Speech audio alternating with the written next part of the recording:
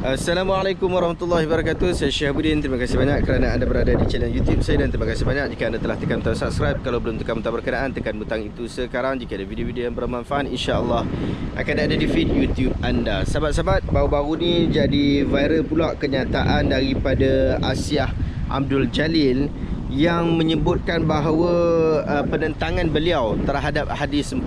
Kita tak pernah nampak lagi orang Islam yang menentang. Bahkan PAS, kerajaan PAS sendiri pun parti PAS sendiri telah keluarkan kenyataan menyokong hal ini, menyokong inisiatif daripada Kerajaan Perpaduan Datuk Seri Anwar Ibrahim untuk kita menghayati hadis 40 di sekolah agama kebangsaan dan seumpama dengannya.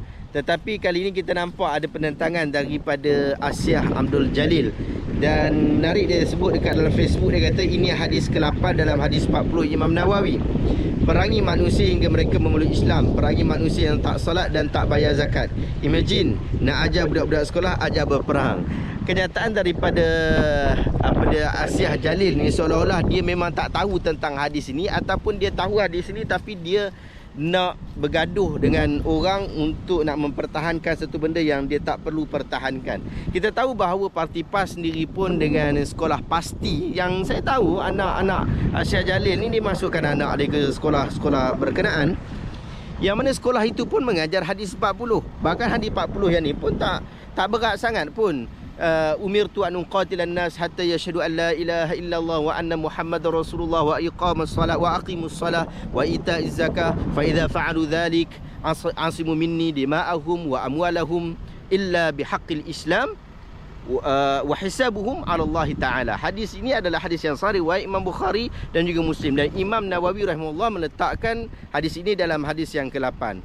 Dan kita sebagai umat Islam tak pernah pertikaikan hadis ini dan tak pernah menganggap bahawa hadis ini nak menggalakkan kita untuk pergi berperang kepada semua orang. Dan hadis 40 bukan baru ada diajar di negara kita di Malaysia ni, bukan baru lagi, sudah lama sudah diajar, dan tak pernah lagi orang Islam pergi berperang dengan sebab bawa hadis 40. Tak pernah lagi. Ini saja yang dibuat oleh satu provokasi yang dibuat oleh Asiah Jalil, yang saya fikir patut sudah pihak kerajaan mengambil tindakan terhadap kenyataan daripada Asiah Jalil. Pun begitu, kita tengok kenyataan-kenyataan daripada Ahlul Hadis di Malaysia juga memberikan satu respon yang cukup baik terhadap isu ni. Antara yang mula-mula yang saya tengok adalah kenyataan daripada Dr. Fathul Bari, yang kita tahu dia adalah daripada parti UMNO, ya, BN, yang mana setelah dia masuk ke parti UMNO, jarang sikit lah kita tengok dia sebut tentang isu-isu ni. Tapi isu Asiah Jalil ni menyebabkan beliau juga turut bersuara. Jom kita tengok apa yang disebutkan oleh Dr. Fathul Bari. Assalamualaikum Dr. Assalamualaikum warahmatullahi wabarakatuh. Tadi saya ada baca satu statement daripada Asiah Abdul Jalil berkenaan dengan hadis 8 untuk kanak-kanak sekolah. Dia kata suruh berperang, memusuhi orang-orang yang memusuhi Islam. So apa komen Doktor? Okey, saya minta maaf, saya hari ni tadi ada program, saya pun terbaca statement tu saudara.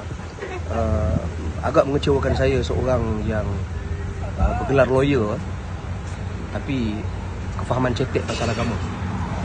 Hadis nombor 8 yang dimaksudkan itu merujuk kepada hadis Nabi SAW yang diriwayatkan oleh Imam Bukhari dan Muslim. Umirtu an uqatilan nas hatta yashhadu an la ilaha illallah ila akhir hadis. Yang bermaksud aku diperintahkan untuk perkataan uqatil. Saya jelas perkataan uqatil. Jangan mudah-mudah terjemahkan sebagai memerangi, sebab perkataan bahasa Arab lain. Kalau sekadar belajar bahasa Melayu dan bahasa orang putih tak faham Arab, jangan ulas. Lebih baik jangan ulas, walaupun you lawyer. Okey. Sehingga mereka menyebut la ilaha illallah Muhammadur Rasulullah. Okey, sehingga akhir hadis. Saya nak jelas perkataan dalam bahasa Arab penting untuk difahami.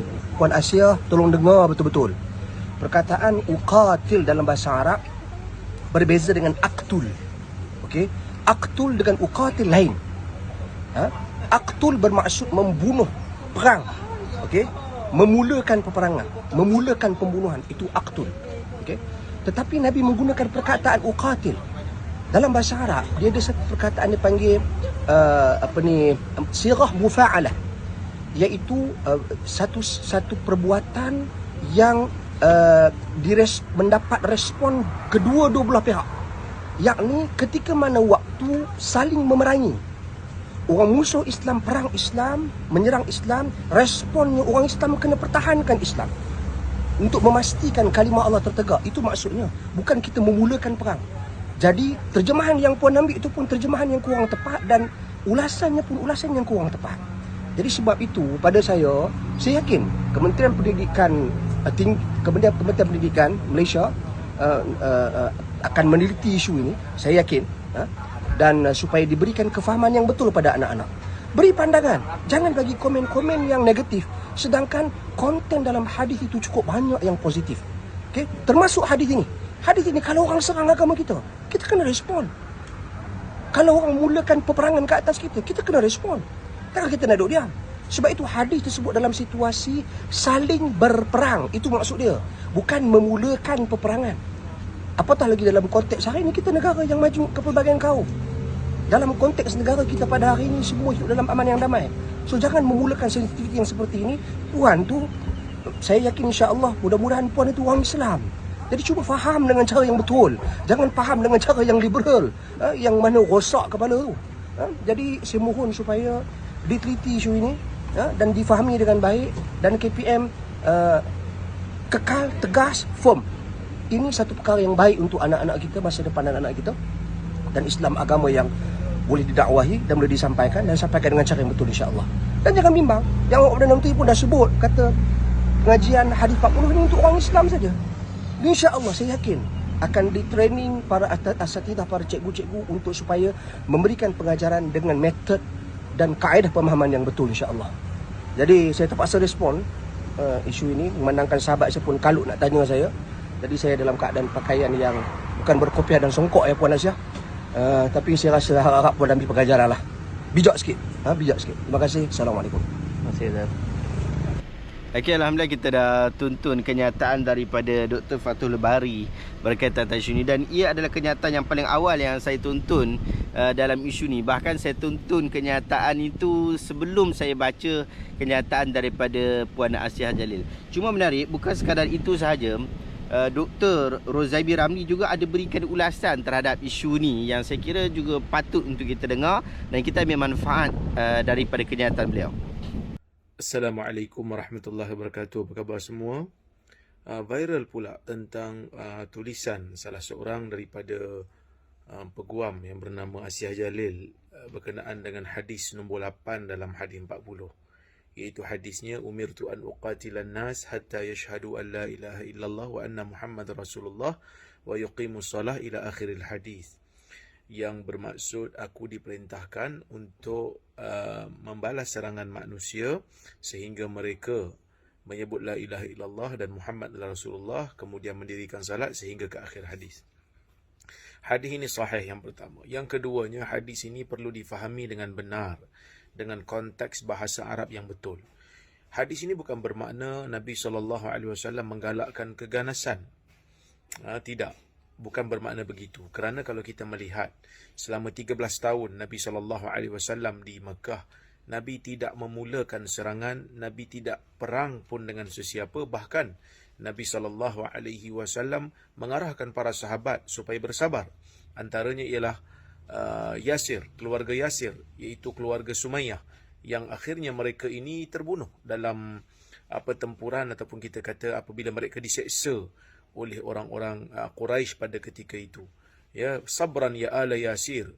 Demikianlah yang disebut oleh Nabi SAW. Sabarlah wahai keluarga Yasir, fa inna masirakumul jannah. Kerana tempat kembali kalian adalah syurga. Tetapi apabila Nabi SAW sampai ke Madinah, Nabi sudah bernegara. Nabi adalah pemimpin negara, dan sebagai pemimpin negara perlu ada sistem pertahanan sendiri. Perlu ada tentera. Ini adalah normal. Kalau kita melihat zaman moden ni tidak ada negara, melainkan negara tersebut mempunyai kementerian pertahanan dia, mempunyai tentera sendiri. Kecuali adalah negara-negara yang ganjil sedikit daripada yang lain, tak ada tentera. Tetapi polis tetap ada, penguatkuasa tetap ada, tentera tetap ada untuk mempertahankan kedaulatan negara. Negara yang memerangi keganasan dalam dunia ini pun ada tentera sendiri. apa yang berlaku ialah di Madinah, ya, Nabi SAW bila menjadi ketua negara, maka di sana perlukan kepada pertahanan, perlukan kepada ketenteraan. Oleh kerana itu kita melihat Nabi SAW membenarkan para sahabat ini untuk berperang. Tetapi peperangan yang disertai ataupun yang dianjurkan oleh Nabi SAW bukan peperangan yang bersifat keganasan. Kerana di dalam hadis Nabi SAW tidak membenarkan para sahabat untuk mengapa-apakan wanita, mengapa-apakan orang tua yang bukan tentera, kita kata merosakkan tempat ibadat. Itu tidak dibenarkan dalam Islam. Bahkan Nabi SAW tidak benarkan merosakkan pokok sekalipun, memotong pokok tanpa ada kepentingan apapun. Bahkan di Madinah pada peringkat awal, orang-orang Yahudi duduk di Madinah dengan aman. Bahkan ada perjanjian di antara orang Yahudi dengan Nabi SAW. Dan Nabi SAW ingin mempertahankan darah mereka supaya dalam negara Islam Madinah itu berlaku keharmonian.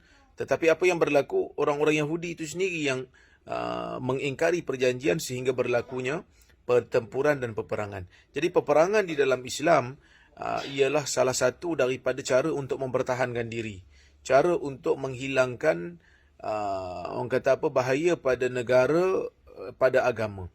Kalau kita melihat dalam peperangan, Nabi SAW mulakan peperangan apabila orang kafir Quraisy yang memulakan keganasan. Maka peperangan di dalam Islam ialah cara untuk mempertahankan diri, cara untuk menyebarkan dakwah Islam apabila Islam itu dimusuhi oleh pihak yang menentang Islam ataupun yang memusuhi Islam. Dalam Islam ada istilah kafir zimmi. Kafir zimmi bermaksud orang yang bukan Islam duduk dalam negara Islam dan tidak melakukan apa-apa keganasan kepada Islam dan umat Islam. Tetapi apabila mereka memulakan keganasan, maka Islam terpaksa bertempur dengan mereka. Maka sebab itu Nabi SAW dalam hadis tu tidak menyebutkan umirtu an aqtulan nas. Nabi tidak menyebutkan aku diperintahkan untuk membunuh manusia. Tak. Tetapi dalam hadis tu Nabi sebut umirtu an uqatilan nas. Aku diperintahkan untuk membalas serangan orang yang bermusuh denganku. Membalas serangan orang yang berperang denganku. Oleh kerana itulah kita kena faham bahasa Arab dengan betul. Qatala bukan bermaksud qatala. Qatala membunuh. Tapi qatala ataupun uqatilu maksudnya membalas serangan. Orang mula berperang dengan kita, maka kita membalas. Ataupun kita mempertahankan diri. Itulah maksud hadis tersebut. Bahkan dalam Islam sendiri, tidak dibenarkan bagi sesiapa memaksa orang lain untuk beriman. Bahkan kalau iman itu terhasil daripada paksaan. Dia dipaksa lalu dia pun mengucapkan kalimah syahadah tapi jiwanya tak beriman. Imannya tidak sah. Oleh kerana itu kita kena faham hadis ini dengan betul. Jadi sebab itu sesiapa yang keliru berkenaan dengan hadis ni bolehlah masuk ke sekolah balik untuk belajar modul hadis 40 tersebut. Masuk sekolah balik tak ada masalah. Boleh belajar balik. Terima kasih banyak. Okey. Kita dah tuntut kenyataan daripada Dr. Zaimi juga berkaitan tentang isu ni dengan maksud bahawa hadis berkenaan tidak suruh pun kita duk pergi perang dengan orang lain. Dan saya dah beritahu tadi bahawa tak ada pun mangkuk mana pun kat Malaysia ni yang faham macam tu. Sampai dia pergi perang dengan orang lain dengan membawa panji umirtu an uqatilan nas. Tetapi apa yang berlaku adalah bagaimana kita defend agama kita, defend bila kita kena dapat serangan. Ataupun kita perang, ya kita memang perang, tak ada masalah. Aku disuruh untuk berperang. Berperang bila masa bila orang perang kepada kita. Bila orang perang kepada kita, kita perang balik lah. Tak ada masalah. Kalau hang tak perang aku tak perang dengan hang. Apa-apa hal kita nak menegakkan apa yang disebut sebagai syahadah la ilaha illallah Muhammadur Rasulullah. Mereka mencari salat, mereka menjalankan zakat dan seumpama dengannya. Dan hadis itu adalah hadis yang sangat bagus. Saya cadangkan anda juga untuk dapatkan buku hadis 40. Hadis 40 ni bukan untuk budak sekolah saja sebenarnya. Dia untuk orang kita juga ni. Ni kita duk bising-bising pasal budak sekolah. Tapi orang tua yang dalam profesi yang pelbagai, kita boleh semak dalam pelbagai. Tapi dalam hadis 40 kita tak dapat belajar, tak dapat baca. Sedangkan buku-buku tentang hadis 40 ni sangat banyak. Dan hadis 40 ni adalah susunan Imam An-Nawawi rahimahullah yang anda boleh dapatkan dekat link saya letak dekat bawah juga. Hadis 40 Imam Nawawi yang ni yang saya bagi syarah yang disyarahkan terus oleh Dr. Mustafa Dib Al-Bura, seorang tokoh besar mazhab Syafi'i. Demikian juga Dr. Muhyiddin Mistu. Anda dapatkan dekat link dekat bawah. Moga-moga akhirnya kita dapat satu manfaat kebaikan ilmu, supaya kita dapat faham dengan benar tentang agama kita ni, jauh daripada provokasi, jauh daripada kita nak menghiburkan orang-orang yang tidak sepatutnya dihiburkan. Terima kasih banyak sahabat-sahabat. Kita berharap video ini dapat memberikan manfaat. Jika ada rasa video ini bermanfaat, tekan butang share. Semoga orang lain juga mendapat manfaat yang sama. Jumpa lagi dalam video seterusnya. Assalamualaikum warahmatullahi wabarakatuh.